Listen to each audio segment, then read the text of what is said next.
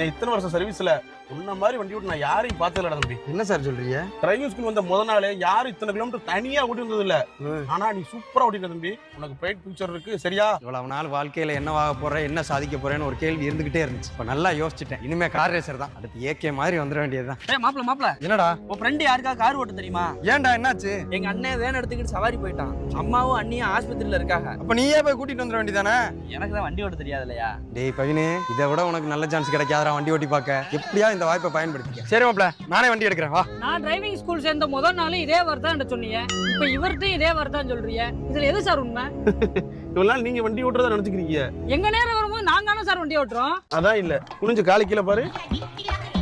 என்ன சார் உங்களுக்கு கீழே 2 இருக்கு? எனக்கும் கிளச்சும் பிரேக் இருக்கு. ஸ்டீரிங் நான் தான் கண்ட்ரோல் பண்ணுவேன். ஆக மொத்தத்துல வண்டி ஓட்டுறது நான் தான். அப்புறம் ஏன் சார் இதே வார்த்தையெல்லாம் சொல்லி எங்களை ஏமாத்துறீங்க? இப்படிலாம் சொன்னா தானே நீங்க ஆர்வமா வந்து வண்டி உழவிய. மாப்ள சீட் பெல்ட் போடு.